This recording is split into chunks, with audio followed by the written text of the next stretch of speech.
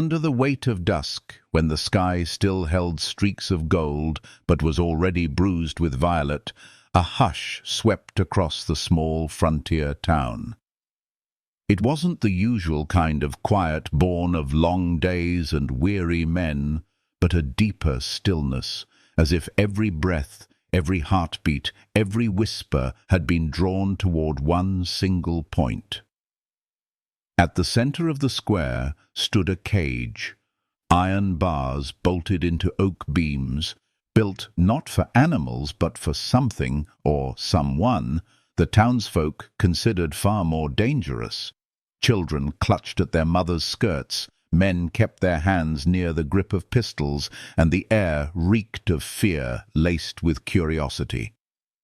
Inside that cage was a woman, massive in frame, her shoulders broader than most men's, her hair wild, her skin scarred by old wars no one dared name. They called her Ruthless Ruth, the widow of Dead Man's Rise. Tales about her were endless, that she had torn a bear apart with her bare hands, that she had buried 3 husbands and drunk from their boots, that her very shadow cursed the ground it touched.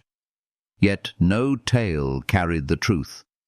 What the town saw was a giantess chained like a beast, and what the town whispered was that she deserved to die. But among the crowd was a man who did not whisper, did not point, did not step back as others did. Tobias Granger moved with a silence that was not fear, but resolve. Dust clung to his boots, his coat was worn at the elbows, his hat pulled low, but his eyes burned steady as he strode forward. Where others saw a monster, he saw a woman, and where others expected cruelty, he sought something gentler, though he could not yet name it. The sheriff stood nearby counting silver, ready to sell her fate to whichever fool thought her worth the coin. Laughter rippled from the edges of the crowd when Tobias asked the only question that mattered, "How much?" Gasps followed like glass shattering, because it wasn't the price of labor or livestock he sought. It was the price of a wife. The deal was struck with the heavy clink of silver against wood, a sound sharp enough to silence mockery. Tobias stepped closer to the cage, his voice calm, his hand pressed gently against the bars. "Ruth," he said, as though the name itself could heal. She looked at him with eyes that had endured storms and fists and silence too long, and in that gaze a question trembled. Was this another cruel joke, or the first spark of mercy she had known in years? She did not answer, not with words.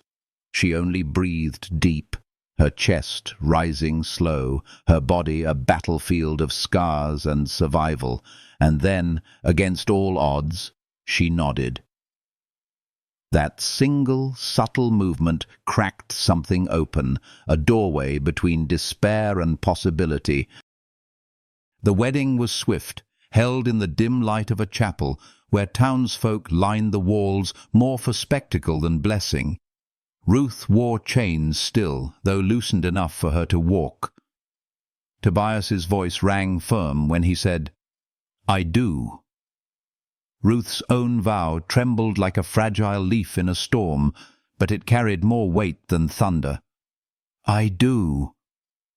No ring, no kiss, no celebration, only the scratching of a pen in a ledger and the stunned silence of those who could not fathom love where they had only ever expected violence.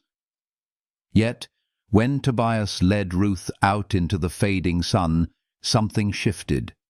The air itself seemed lighter, as if the world dared to imagine that broken things might yet be mended. On the wagon ride home, the trail stretched long and lonesome, the wind tugging at Ruth's borrowed cloak, her wrists raw where shackles had been. Tobias said little, his silence not cold but respectful, waiting for her voice to find its way through the labyrinth of grief. At last, as the horizon burned with dying light, she asked the word that had haunted her heart. "Why?" He did not look at her, only at the road ahead. "Because I lost someone," he said softly. "And I think maybe you did too." Her jaw tightened, her gaze turned away, but behind her silence cracked the oldest grief, a grief too heavy for one soul to carry alone. The ranch that awaited them was no palace, only a cabin with leaning beams and a barn slumped like an old man. Yet when Tobias opened the door and gestured her inside, he offered not shelter alone, but dignity. "I'll sleep in the barn if you'd rather," he said. "No," Ruth whispered, her first word beyond a vow. She stood in the small room, folding the borrowed cloak neatly on a chair, as though trying to remember what it felt like to belong somewhere. The scars across her arms glistened in firelight, maps of pain etched into skin, but Tobias did not stare. He only prepared supper and spoke softly when her wary eyes met his. "I don't see a monster. I see you." And in that fragile moment, something began, not love in full bloom, not yet, but a seed buried deep in soil long left barren. A seed watered not by promises or grand gestures, but by simple truths. A meal shared, a silence respected, a hand steady in the storm. If you feel the quiet ache in Ruth's breath, or the steady courage in Tobias's gaze, let it remind you that stories are not always about perfection, but about healing, about rising from cages, seen or unseen, and stepping into the light. If this tale stirs something tender in your heart, I invite you gently. Share your thoughts in the comments.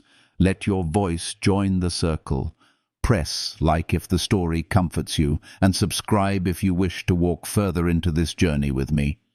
Every gesture of support is like a flame in the darkness, keeping this kind of storytelling alive, keeping hearts warm in the long night.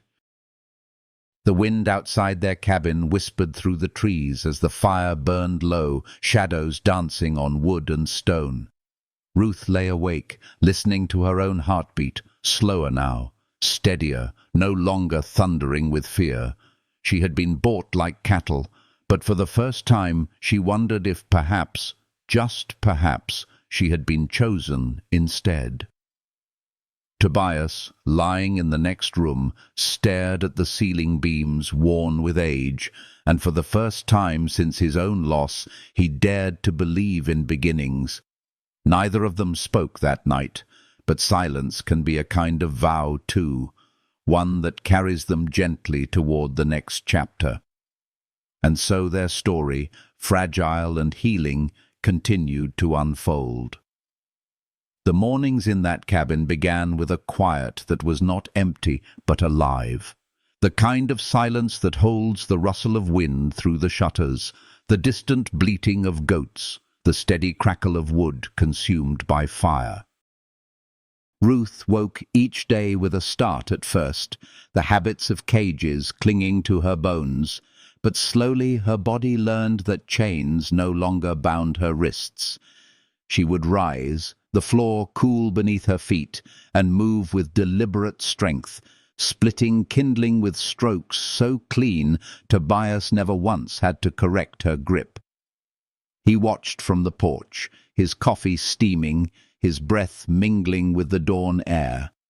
She did not glance his way often, but when she did, her eyes softened.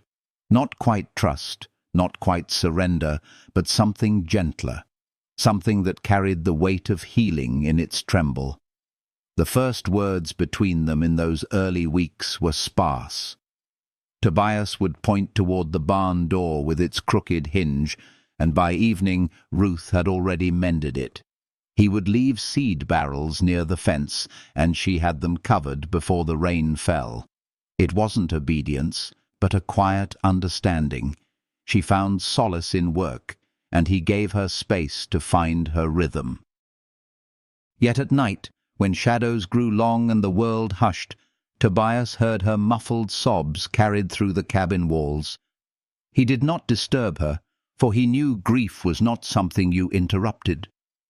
He only sat awake, the lantern dim beside him, whispering prayers to a God he wasn't sure still listened. One evening, as the firelight licked low and warm against the stone hearth, Ruth sat at the table, her hands clasped tightly as if holding back storms. Tobias laid bread and stew before her, and though her appetite was small, she ate with care, savouring each bite as though food itself might vanish. When she finally spoke, her voice was hoarse, breaking the hush with words sharp as a blade. "You're not afraid of me?" Tobias's gaze lifted from his bowl, steady and unwavering. No. Her brows drew tight, as if this simple answer unsettled her more than fear ever could. "Why?" she pressed, her tone heavy with disbelief. His voice was low, warm, carrying no judgment, only truth. "Because I see you, and I don't see a monster."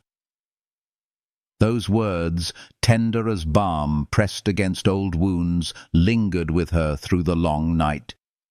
She lay awake on her pallet, staring at the roof beams, hearing his voice over and over, each time stripping away the lies that had been stitched into her by cruel hands and crueler tongues. For the first time since Isaac's face had slipped from her arms into the grave, she felt the smallest flicker of something long buried, an ember of worth, of humanity, of the fragile possibility that she might yet be whole. The days turned into weeks, and the rhythm of the ranch grew steady. Ruth's hands grew rough from chores, but her spirit found a strange, quiet peace in the repetition of milking goats, chopping wood, tending soil. Tobias never once ordered her, never once demanded. Instead, he worked alongside her, shoulder to shoulder, sweat mingling with dust, the sun gilding both their backs. Sometimes their silence was companionable, sometimes heavy with what neither dared voice, but always, always there was a thread binding them, invisible yet unbreakable. One morning frost still clung to the ground, silvering the grass. When Tobias stepped outside with a shovel, he meant only to clear a path, but the sharp report of a gun cracked the air. His heart jolted. He turned toward the ridge, but Ruth was already there before him, rifle in hand, eyes keen as a hawk. She did not ask permission. She simply acted, her instincts fierce, protective. In that moment, Tobias realized something vital. She was not merely surviving anymore. She was defending, claiming, as though the land and the man who offered her shelter were worth her strength. And for him, that was enough. The encounter with strangers on the broken trail came swiftly after. A wagon overturned, a man bleeding, a girl trembling, a mother unconscious. Tobias would have hesitated, but Ruth did not. She moved like storm and mercy all at once, tying wounds with scraps of cloth, commanding with quiet certainty. The family survived because of her hands, and though she slept that night in the barn to give them space in the cabin, it was clear to Tobias and to the wide-eyed girl who followed Ruth like a shadow. This towering widow, once mocked and feared, was a shelter in herself. The girl's questions one dawn, shy yet persistent, broke another piece of Ruth's silence. "Why don't you talk much?" "Because most folks hear what they want, not what you say." "Do you hate people?" "No, but I don't trust easy." and when the girl's small hand slid into hers, Ruth did not pull away. Something within her cracked, not in pain, but in release, the beginning of healing she had denied herself too long. Later, in the quiet of evening, Tobias found her in the barn, a carved wooden horse cradled in her scarred palms. Her voice shook when she finally gave words to the deepest wound. Isaac. Her son. The boy she had lost to a man's cruelty. Her confession fell like stones in still water. She had killed, not from rage, but survival. She had carried death in her hands and silence in her heart. Tobias did not recoil, did not flinch. He stood beside her, steady as earth, letting her weep until grief ran its course. It was not forgiveness he offered. She had nothing to be forgiven for, but presence, the kind that says, "You are not alone anymore." From that night on, something invisible shifted. Ruth still carried her ghosts, but no longer in solitude. Tobias still bore his sorrow, but no longer without hope. Together, without vows spoken aloud, they began to build something fragile, yet unyielding, like shoots of green pushing through the ash of fire, and in their silence, in their quiet gestures of trust, lay the first fragile promise of love. The stars burned brighter that season, the nights less cruel. Ruth found herself humming once, surprised by the sound, and Tobias caught himself smiling at nothing at all. Healing had entered the cabin, unannounced yet undeniable. And as spring winds softened the earth, so too did life soften their guarded hearts, carrying them forward into the trials yet to come. The ranch began to breathe again, as if the land itself had been waiting for their footsteps to awaken it. Each day Ruth rose before the sun, her frame casting long shadows across the yard as she carried buckets of water or stacked wood high against the wall. Tobias worked beside her, and though they rarely exchanged more than a handful of words, there was a rhythm between them, a harmony born not from noise but from steady presence. Silence became less a prison and more a gentle space, like the pause between heartbeats that keeps life steady. Healing lived in that quiet, unspoken but deeply felt. Ruth's hands, though scarred, found new purpose in the routines of tending the earth. She mended fences, repaired tools, and planted seeds in soil that seemed reluctant to trust, but slowly softened beneath her care. Tobias noticed how she paused sometimes, her palm pressed against the ground as though she were listening to it breathe. He did not interrupt. He understood that in those moments she was not simply planting, she was remembering, reclaiming, trying to stitch herself back into the fabric of a world that had torn her apart. The goats grew used to her presence first, no longer skittish when her towering figure approached. They seemed to sense that beneath the breadth of her shoulders and the storm in her eyes lay something nurturing, fierce but tender. One morning, a kid stumbled, caught in brambles near the barn. Ruth knelt, untangled its tiny legs with surprising gentleness, and cradled it until it stopped trembling. Tobias watched from the porch, his heart swelling, not with pity, but with quiet reverence. He saw in her arms the mother she had once been, the mother she still was in spirit, though the world had tried to strip it away. At night, the cabin carried a softer warmth. The fire painted their faces in amber glow, and sometimes Tobias would read aloud from an old Bible with pages yellowed by time. He did not read for faith alone, but for the comfort of words shaped like promises. Ruth would sit nearby, listening, her eyes fixed not on the book, but on his mouth as he spoke. She never said whether the words meant anything to her, but the way her shoulders eased, the way her breathing slowed, told Tobias enough. In those verses, she found not doctrine, but a lullaby for weary bones. It was on one of those nights, with the fire dwindling to embers, that Ruth finally let herself lean into the fragile tether that bound them.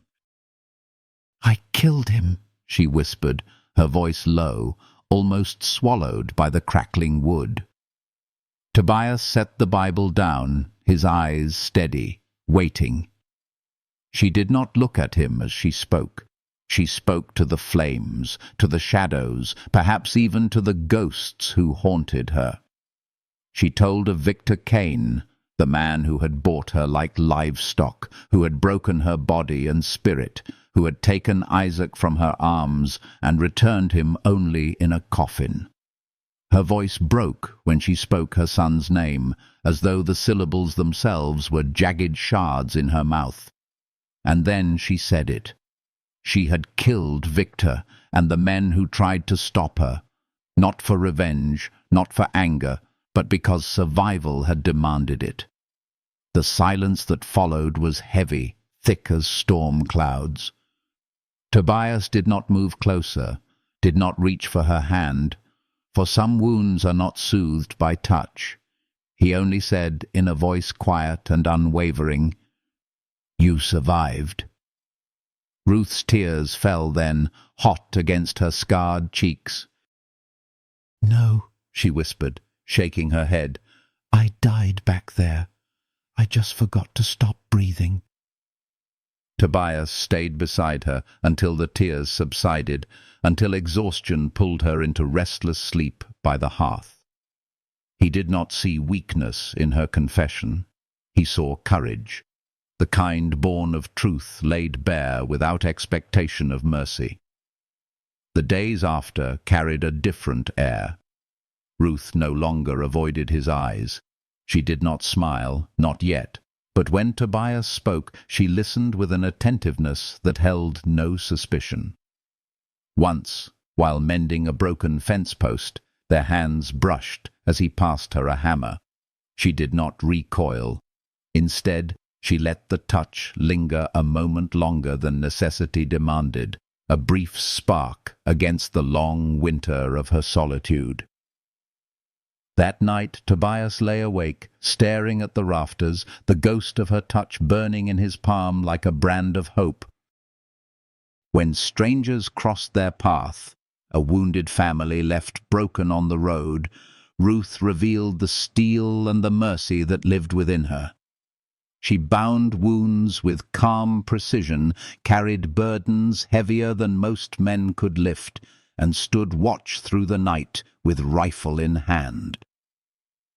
The girl, Miriam, followed her everywhere, eyes wide with wonder, whispering questions that Ruth answered with honesty stripped bare. And when Miriam slipped her small hand into Ruth's, Ruth allowed it. That simple act was not small at all. It was the quiet breaking of chains, the healing of trust, long thought dead.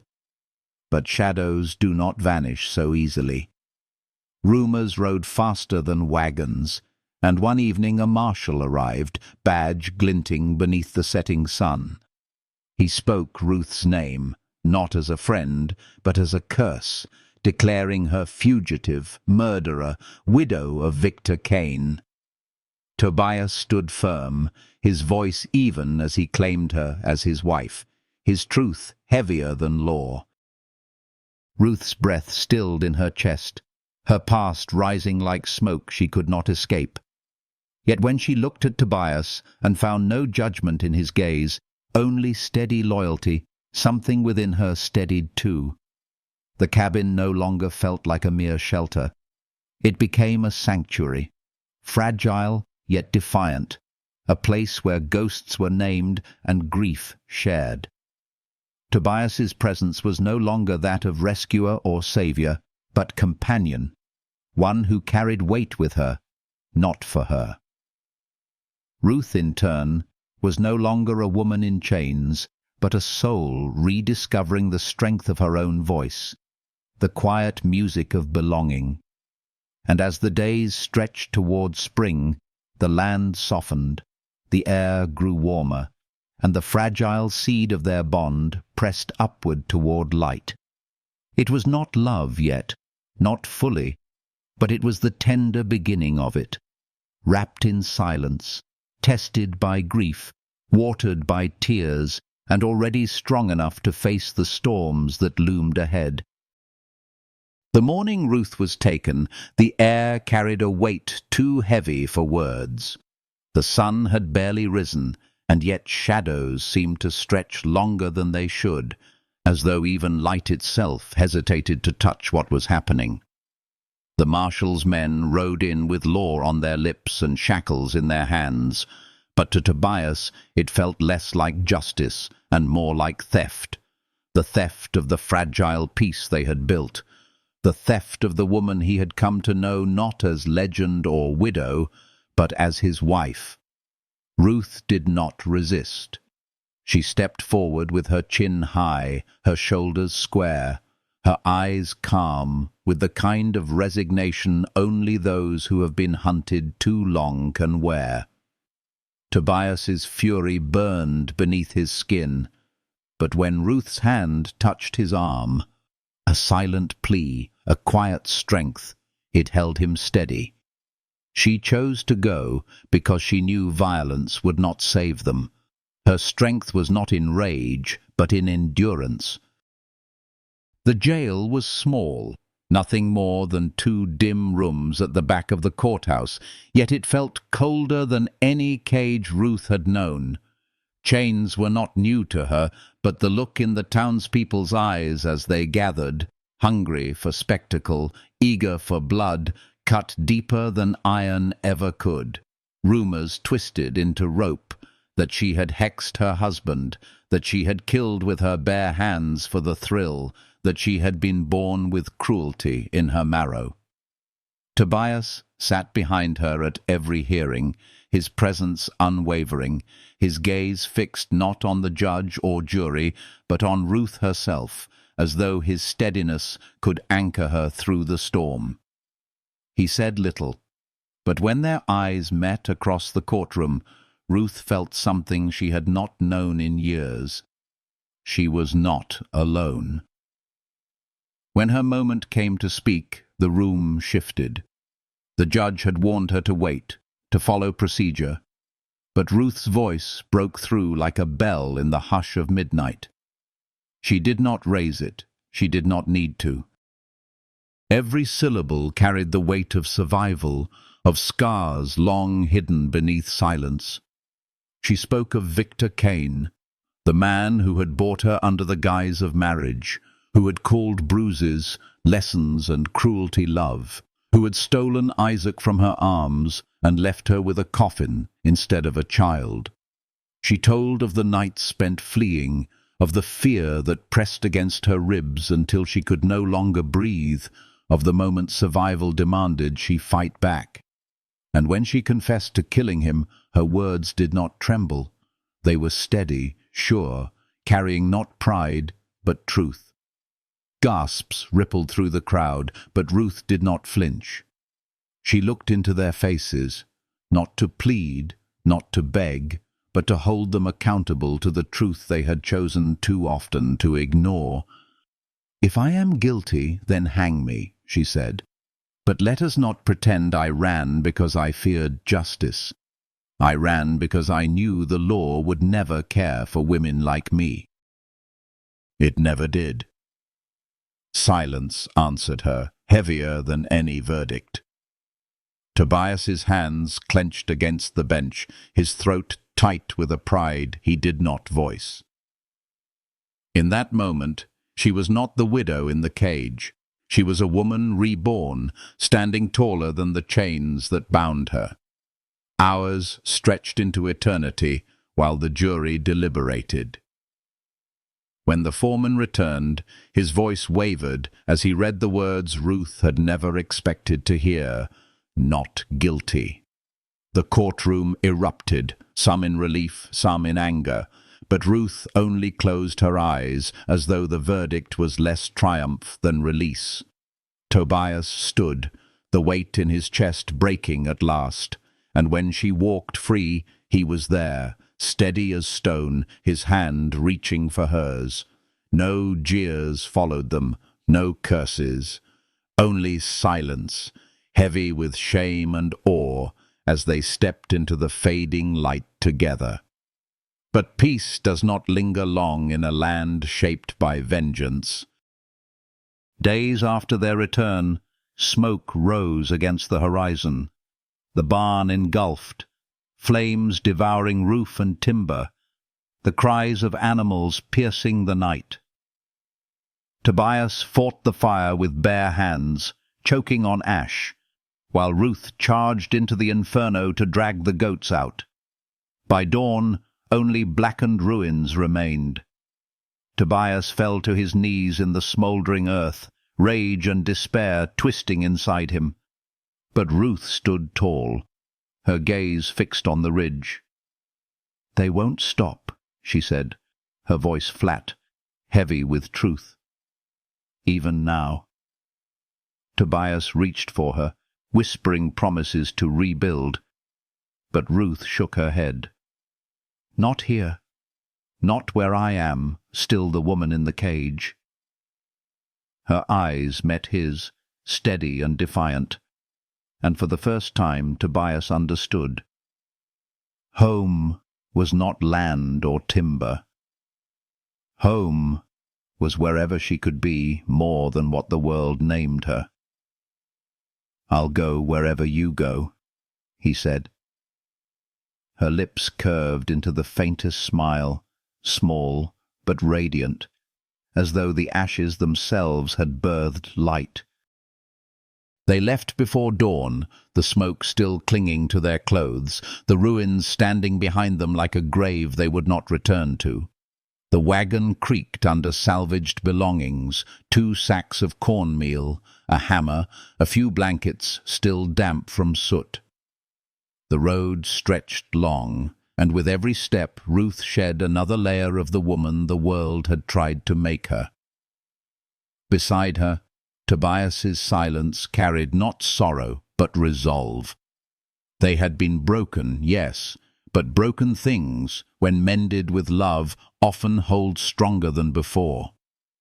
It was in a nameless town, nothing more than a general store and a well, that Ruth's past reached for her again. But this time not as chains, but as blood. A boy, no older than 18, with storm-grey eyes that mirrored her own, stepped forward and spoke a name she had not heard in years. Vance, his father's name. Her knees nearly buckled, her heart pounding as though it recognized him before her mind could. "I'm Ben," he said simply. "They told me my mother died when I was born, but I saw your face once on a poster. Thought maybe... I don't know." When she cupped his face in her hands and saw her own pain reflected back at her, she wept, not with shame, not with rage, but with a healing so fierce it broke her open. Tobias stood quietly, his hand on her shoulder, steadying her through the storm. In the dust of that nameless town, Ruth was no longer just a widow, or a fugitive, or a survivor. She was a mother again. The road ahead grew longer, the threats sharper, but the family they had begun to form, Tobias, Ruth, and Ben, was no longer bound by blood or law alone, but by something deeper. Love, fragile yet unyielding, had begun to take root even in the harshest soil. And as the 3 of them pressed on toward the horizon, the promise of new beginnings shimmered like dawn breaking over ash, carrying them into the next chapter of their story, where love would be tested by fire, but also strengthened by it. The valley where they settled seemed at first untouched by the cruelty of the world. Pines rose tall and fragrant, their shadows long and protective, the creek threading clear water through black soil that promised harvests yet to come. Tobias guided the wagon to a clearing where the grass bent low and golden in the evening wind, while Ruth stood at the ridge, her eyes closed, her body lifting slightly with the breath of belonging. Ben, still unsure of where his place truly was, walked slow circles around the land, kicking at dirt with the awkwardness of youth. Yet his storm-grey eyes lingered on Ruth with a searching hunger, for answers, for identity, for love. Tobias watched them both, his heart fuller than he thought it could hold, for though scars and shadows followed them, something here felt healing, as if this soil was meant to hold the weight of their pain and give back peace. They began to build with nothing more than an axe, a hammer, and faith stitched into calloused hands. Tobias felled trees with steady strokes, sweat carving rivers down his back as he swung until the sun bled out of the sky. Ruth carried the logs on her shoulders, stronger than any two men combined, her body a fortress that no storm could topple. Ben stacked stones, fetched water, and asked questions with the restlessness of a boy who had lost too much, too soon. At night they sat by the fire, their supper humble, but the warmth between them rich, each silence no longer heavy, but alive with the comfort of belonging. Healing settled over them like a blanket, soft, unseen, but real. It was Ruth who first spoke of ceremony. One evening, with the stars like lanterns hung by unseen hands, she looked at Tobias with quiet resolve. "I never wore a ring," she murmured, her fingers tracing the scarred skin of her hand. "I never had the money for one." Tobias looked up from the wood he was carving, his brow furrowed, his chest tightening with a tenderness too deep for words. Before he could speak, she added, "You still don't, but I'd wear it anyway."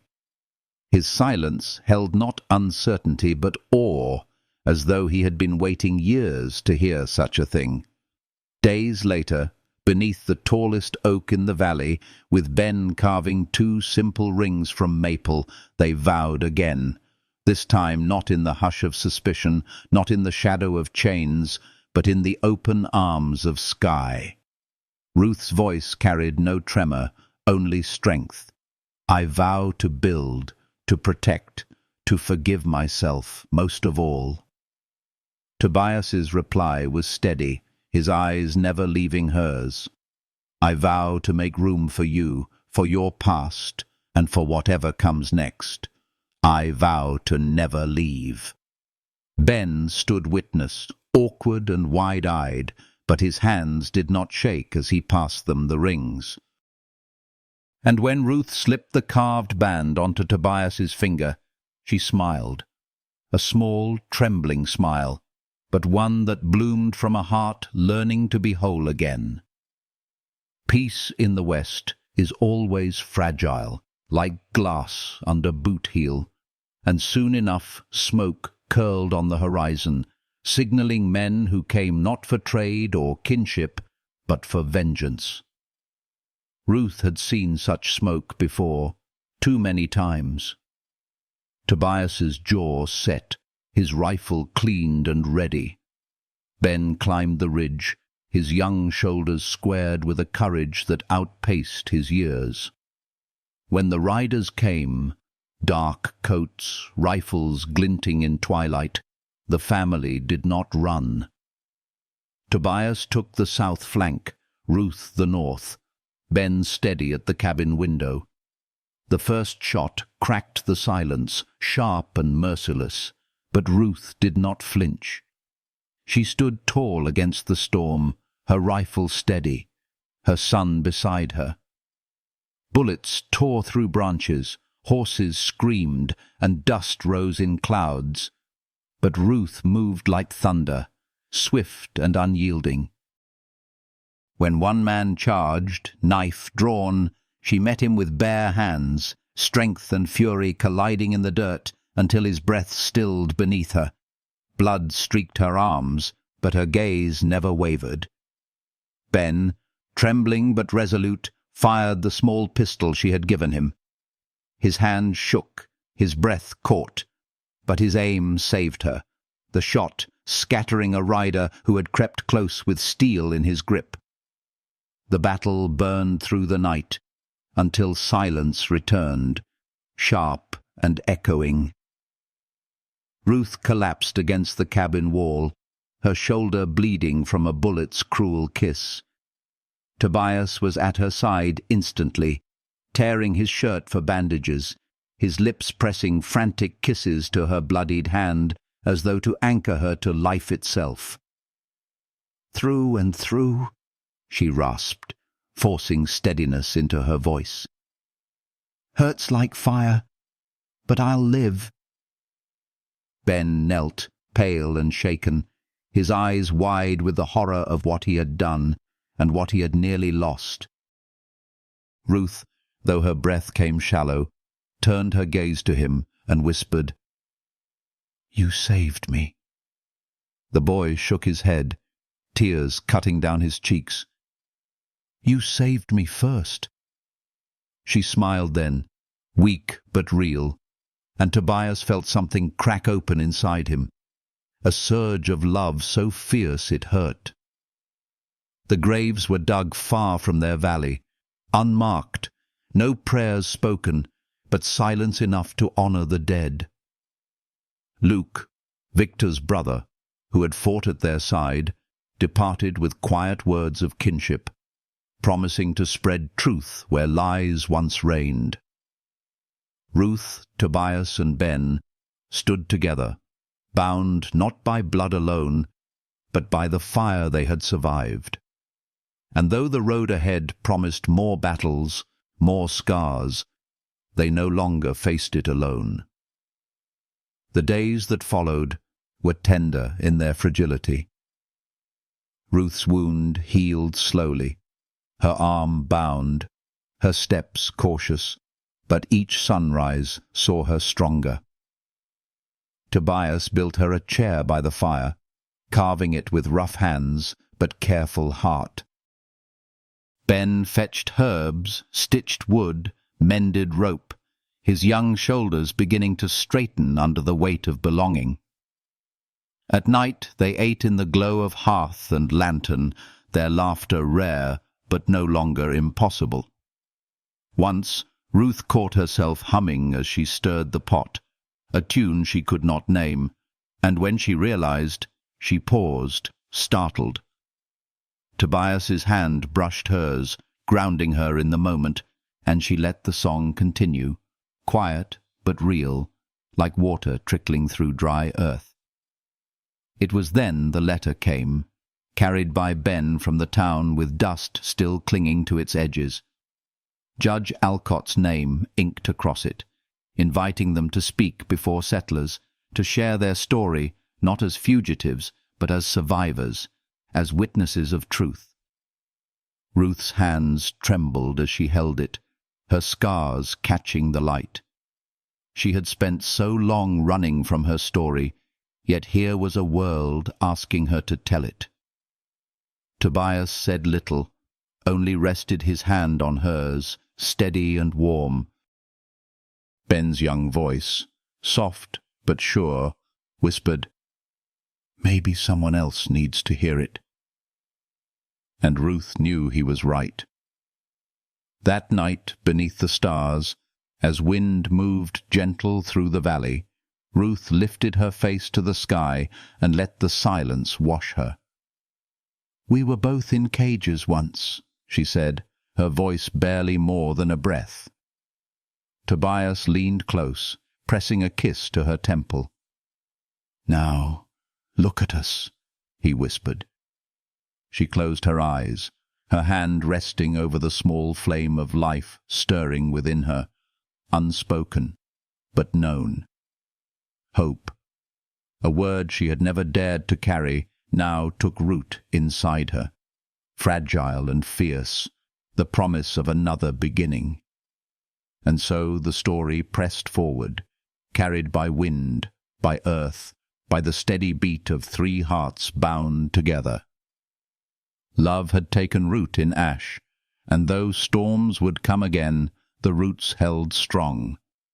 Healing, once a distant dream, now lived in every touch, every silence, every breath they took together.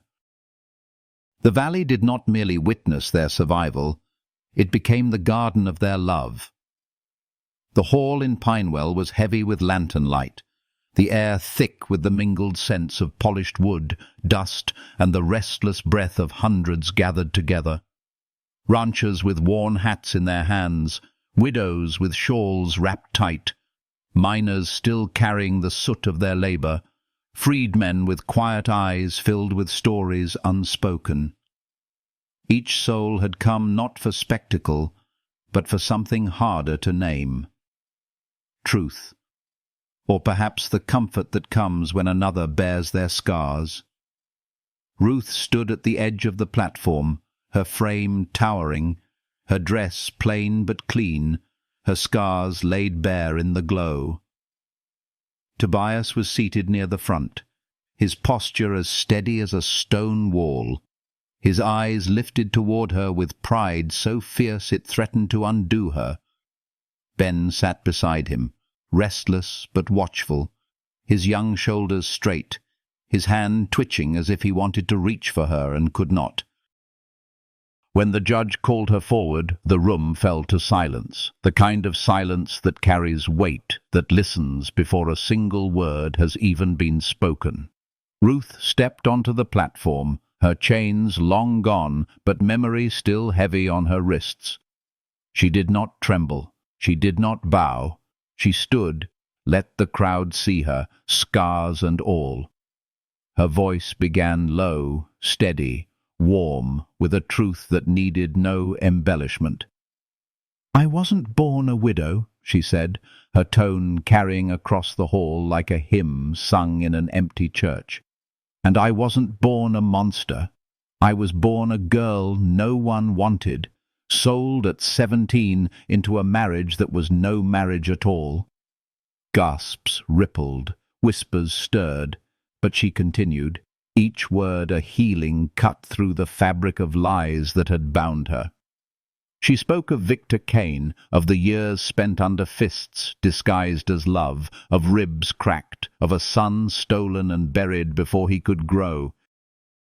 She spoke of nights on the run, of hands shaking as she carried Isaac through the dark, of the fire inside her that refused to die even when the law turned its back. "I killed him," she said simply, "and I killed the men who stood with him, not because I wanted vengeance, but because I wanted to live. If that is guilt, then I will wear it. But do not call me monster for surviving what the world would not protect me from." The silence that followed was alive, thick with the weight of every listener's heart. A woman near the front lowered her shawl, revealing bruises not yet faded. An old man clenched his fists, eyes shining with tears he did not hide.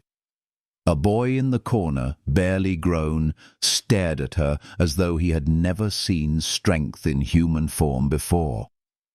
And then the sound came, not jeers, not curses, but applause, slow at first, then rising, swelling into something that shook the rafters. It was not wild or chaotic, but reverent, as though the crowd was not merely clapping for her, but for every soul that had ever been silenced. Tobias rose, his vision blurred by tears he did not wipe away. Ben's hands ached from clapping, his young face flushed with something close to pride and wonder. And Ruth, who had been mocked, feared, shackled and caged, stood beneath the lanterns and let the sound wash over her like a river. For the first time, She felt not judgment, not suspicion, but recognition. She was not a legend twisted by whispers. She was a woman, seen. Afterward, people came. A widow, with eyes shadowed by old grief, clutched Ruth's hands and whispered, "Thank you." A freedman with a scar across his cheek nodded solemnly and said, "I saw my sister go through the same. I should have spoken. I will now." A child, barely 13, offered her a wooden bird, carved with unsteady hands. "For your son," he said softly. "So he knows he wasn't forgotten." Ruth held the little carving close to her chest, tears falling, but this time they were not the tears of grief alone. They were tears of healing, of a wound acknowledged and finally allowed to breathe. That night, back at the small lodge where they stayed, Tobias took her hand and kissed the scars along her knuckles, his voice rough with emotion. "You changed something tonight," he whispered. Ruth leaned against him, exhaustion heavy, but her heart light in a way she had not thought possible. "I think," she said, "maybe I finally changed too." Ben, sitting near the window, looked at her not as legend, not as mystery, but as mother, his chest swelling with a belonging he had never dared to dream of. They returned to the valley days later, the land greeting them with soft winds and the cry of the creek over stones. Life resumed, but it was no longer the same. Ruth walked the fence line with her head high, not to hide, not to guard, but to claim. Tobias worked with a new fire in his chest, his hands sure, his back strong, as though the applause of that hall had seeped into his bones. Ben rode often into Pinewell, returning with supplies and the blush of youth on his cheeks when a girl's name lingered too long on his tongue. It was during one such day, as Ruth shelled peas by the fire, that she felt the shift within her. Her body, so used to bruises and scars, now carried something gentler, something new. When Tobias asked, his eyes searching hers, she only whispered, "I'm late." His breath caught, his hand tightening around hers. "You mean—" She nodded, tears already forming. "I don't know for sure, but I hope." His arms wrapped around her, steady and protective, and when Ben returned, confused but curious, Tobias said simply, "You may have a brother." "Or a sister." Ben blinked, then grinned wide, and for the first time Ruth laughed, a laugh full and unrestrained, a laugh that startled birds from the trees and filled the cabin with something holy. The months that followed were tender and fragile. Ruth's belly swelled, her strength tempered by new life. Tobias carved a cradle from pine, his rough hands smoothing each edge with care. Ben brought herbs from town, asked questions about midwives, built fences stronger so that Ruth would not strain. At night, Ruth sat by the fire, her hand on her stomach, whispering to the child who grew inside her. She told stories not of cages and chains, but of valleys, of rivers, of the quiet healing of love. Then came the storm. The sky turned black before noon, winds howling, rain tearing at the earth as though the heavens themselves were breaking open. Tobias fought to brace the barn, his boots slipping in the mud, while Ruth paced inside, her body racked with pain that came in waves, fierce and unrelenting. They had planned for midwives, for Clara's steady hands, for warmth and preparation. Instead, they had only each other and the fury of a storm outside.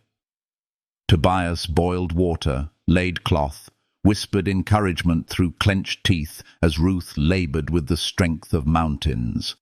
"I can't," she gasped, sweat streaming, her body shaking. "Yes, you can," Tobias said firmly, his hand gripping hers, his voice a steady anchor. "Do it just to spite me."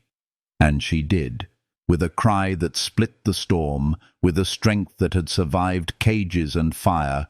Ruth brought forth life. Tobias caught the child, his hands trembling, tears streaming down his cheeks.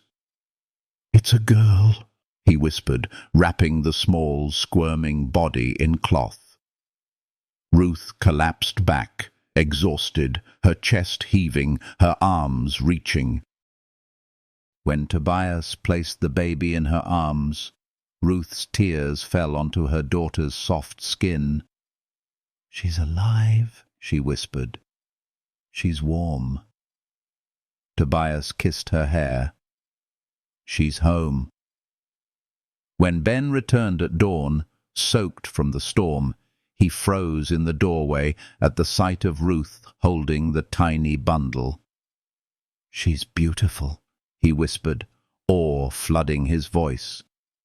Tobias looked at him with quiet pride. "What should we name her?" Ruth's eyes lingered on the child, her voice trembling with reverence. "Hope." Ben smiled, his young face radiant with the kind of healing only love can give. "Hope Granger," he said softly. "She already is." And so, in the heart of storm and ash, beneath the weight of grief and the healing of love, a new chapter began. Not just for Ruth, not just for Tobias, not just for Ben, but for all of them, bound now by the fragile miracle of hope. The seasons unfolded with a rhythm that felt almost merciful, each sunrise a gentle hymn, each nightfall a quiet prayer stitched into the sky. Hope grew swiftly, her small feet leaving trails in the soft soil that Ruth once walked alone. She spoke her first words beneath the oak where Tobias and Ruth had exchanged their vows, her laughter echoing through the valley like water flowing over stones, smoothing sharp edges with its persistence. Ben had built her a swing from an old rope and a polished board, and each afternoon he would push her higher, her giggles rising with the wind until it seemed even the mountains were smiling. Ruth, watching from the porch, felt something within her chest that was not just love, but the healing weight of joy. An anchor that steadied her, reminding her that peace was not a fleeting dream, but a home they had made real. Tobias carried himself with quiet pride, though his body bore the years with stiff shoulders and lines carved deep across his brow. He repaired the barn that had once burned, his hands patient, his back uncomplaining, as if rebuilding had become his offering to the land and to Ruth. At night, after Hope had fallen asleep curled against her mother's chest, Tobias would sit by the fire sharpening his tools, glancing up to watch Ruth cradle their daughter as though she were holding the entire world. His eyes softened, his lips twitching into a smile he did not try to hide, because the woman once feared as a widow in chains was now the heart of their home, and every breath of hers was a testament to his faith that love could grow even in the ashes. Ben had grown taller, his boyish frame shedding into the early breadth of manhood. The townspeople in Pinewell no longer looked at him as an orphan or a shadow, but as a young man who carried both storm and steadiness in his eyes. He worked beside Tobias, learned to mend fences and cut wood, but it was with Ruth that he found his true lessons. She taught him to listen before he spoke, to weigh words as though they were bullets, to carry strength not in fists alone, but in patience and presence. He called her Ma now, not with hesitation, but with conviction, the syllable healing something long fractured inside him, and when he laughed with hope, his laughter carried the same note of belonging as Tobias's smile or Ruth's quiet humming. The valley itself thrived beneath their hands. Crops pushed green shoots through dark soil, goats multiplied, the creek sang with clean water. Travellers began to whisper of the Granger's land, not with suspicion, but with reverence. They called Ruth the mother of the valley, and while she did not seek such a name, she bore it with quiet strength, knowing that her story had travelled farther than her own footsteps. Neighbours came when quarrels rose, seeking Tobias's calm voice and Ruth's steady gaze. When the sick faltered, they brought them to her, trusting the touch of her scarred hands. Healing had become the rhythm of her days, not in sudden miracles, but in small, steady acts that reminded her she was no longer a woman fleeing from her past, but a woman rooted in her present. Yet shadows still lingered at the edges of their peace. Riders passed through from time to time, their eyes lingering too long, their words carrying the weight of rumours. Tobias never lowered his guard, his rifle kept clean and near. Ruth never let her strength soften into naivety. She walked the fence line each morning, Hope's small hand tucked in hers, scanning the horizon with the sharp eyes of someone who knew peace was fragile.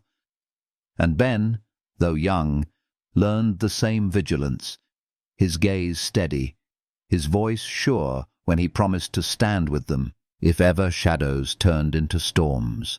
It was during one summer evening, the air thick with the scent of wildflowers, that Tobias caught Ruth staring into the distance, her hand resting absent-mindedly on her scarred arm. He walked to her, laid his hand gently over hers, his touch steady as earth. She looked at him, her eyes soft but shadowed. "Sometimes," she whispered, "I wonder if the past will always find us." Tobias drew her close, his lips brushing her temple. "Let it," he murmured. "It will never take what we have now, not while I breathe, not while we stand together." She leaned into him, her heart quieting, her spirit anchored by the truth in his voice. Healing was not forgetting, she realized, but knowing that no matter what came, she was no longer alone. When autumn returned, painting the valley in gold and crimson, they gathered under the oak once more. Ben had carved a table from timber he had split himself, Tobias carried stew in an iron pot, and Ruth placed Hope on her lap as neighbours joined in quiet celebration. There was no preacher, no music, but the crackle of fire and the laughter of children, yet the night felt holy.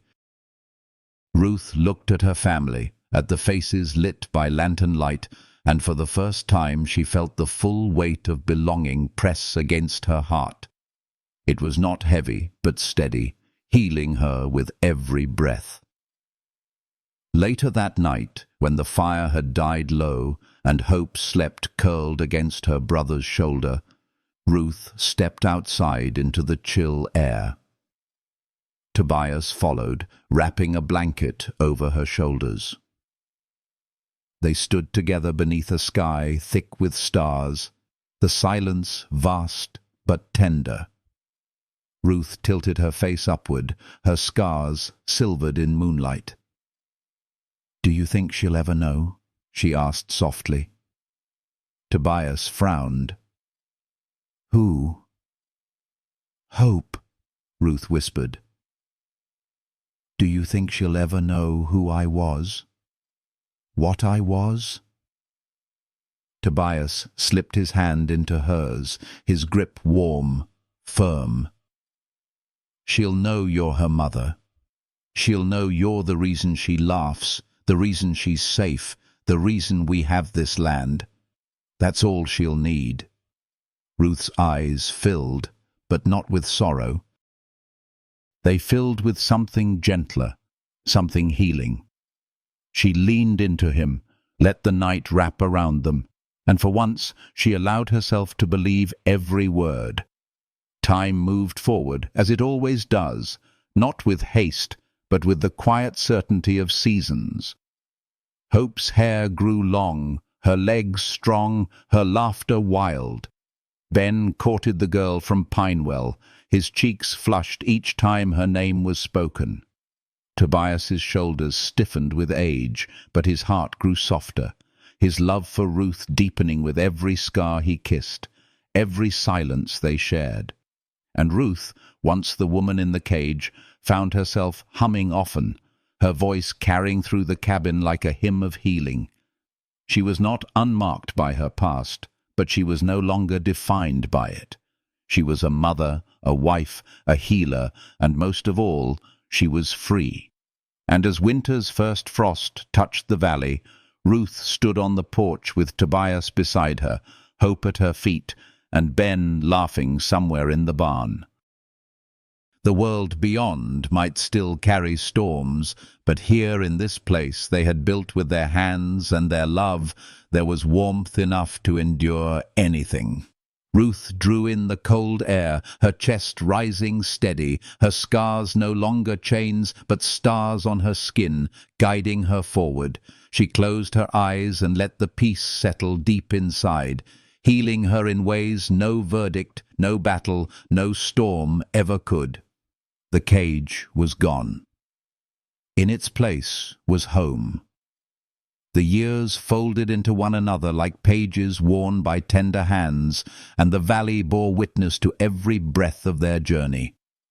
Hope grew tall, her wild hair catching the sun as she ran barefoot through the fields Ruth once walked in chains. The oak tree stood strong, its branches wide, sheltering countless afternoons of laughter and countless evenings of quiet reflection. Ben built his own cabin just beyond the ridge, smoke curling from his chimney as he carved out a life with the girl from Pinewell, though he was never too far from the family that had saved him. Tobias's shoulders bent a little more with each season, his beard threaded with grey, but his eyes never lost that steady flame each time they found Ruth's. And Ruth herself, once the giantess feared in a cage, now moved through her days like a hymn made flesh, scarred, strong, softened by love, and whole at last. Hope's childhood was a garden of moments stitched together with care. She climbed trees with fearless legs, her laughter ringing against the hills. She learned to milk goats, to mend fences, to speak gently when a bird with a broken wing was placed in her hands. Ruth taught her that healing was not only in strength, but in patience, in kindness, in knowing when to stand tall and when to kneel low. Tobias taught her to listen to the land, to read the clouds and the wind, to trust silence as much as words. And Ben, her brother, taught her courage, showing her that even those who were once lost could grow into men of steady heart. Hope's world was not free of hardship. Storms came, crops failed, sickness swept through, but she grew in the soil of resilience, nourished by the love of a family who had carved peace out of pain. The valley itself became legend. Travelers spoke of the woman who had once lived in chains and now ruled her land with compassion. They called her the mother of the valley, not in fear, but in reverence. Strangers came not to jeer, but to learn. Some brought offerings of bread or livestock, others came with wounds that needed tending, and Ruth's scarred hands became a symbol of healing more enduring than any sermon. She no longer turned away from the world. She welcomed it cautiously, offering what she could without surrendering the sanctuary they had built. And when she sat on the porch at dusk, Hope curled against her side, Tobias's hand steady in hers. Ruth felt the past slip further away, not erased, but transformed into something that no longer chained her heart. In time, Ruth's body grew heavier with years, her steps slower, but her spirit never dimmed. She spent evenings telling stories to Hope beneath the stars, her voice soft, her words carrying the weight of all she had survived. Sometimes she spoke of cages and storms, of grief and fire, but always she ended with love, with the reminder that broken things can be mended, that scars can become maps, that healing is not a destination, but a way of living. Tobias would listen, his eyes wet though he rarely spoke, his hand resting over hers as though to remind her she was never alone. Hope, bright-eyed, would cling to every word, her young heart absorbing the truth that her mother had fought so hard to give her, that she was born not from fear, not from shame, but from hope itself. And when Ruth's time finally came, it came gently, as though even death knew it could not approach her with cruelty. She sat on the porch wrapped in a blanket, Hope beside her, Tobias's hand still warm in hers. The stars shone above, the creek whispered below, and the wind carried the scent of blossoms from the valley they had built together. Her eyes closed not with fear, but with peace, her lips curved in the faintest smile. Tobias pressed his lips to her forehead, whispering a prayer not for her soul, he knew where it was, but for the strength to carry on without her. Hope wept quietly, her small hands clutching Ruth's, but even through grief she understood. Her mother had left her not in chains, not in sorrow, but in love. The cage was gone forever. In its place remained a garden that would never stop growing. The valley did not fall silent after Ruth was gone. It bloomed. Hope grew into her name, bold and tender, her laughter carrying on the wind the way her mother's strength once did. Tobias, though older, found new breath in raising his daughter, each day a reminder of Ruth's presence in every leaf, every star, every quiet moment of healing. Ben built his family near, his children chasing Hope through the same fields where Ruth had once walked barefoot, their voices carrying like songs across the ridge. The legend of Ruth Granger endured, not as a tale of fear, but as a story of redemption, love, and the unbreakable truth that even the most shattered souls can find healing. And so, in the stillness of night, when the valley lay beneath a quilt of stars and the creek sang its endless hymn, her story lived on. In every laugh of a child, in every scar seen not with shame but with pride, in every act of love that defied the cruelty of the world, Ruth's spirit lingered, whole, free, eternal. If this story has touched your heart, if it has brought you even a moment of warmth or healing, I invite you to let me know in the comments. Share your thoughts, share your voice. It means more than you know. And if you wish to walk with me further through stories like this, full of love, resilience, and the quiet miracles of healing, please press like, subscribe, and stay. Together we can keep these stories alive, keep the fire burning, and carry their light into the dark.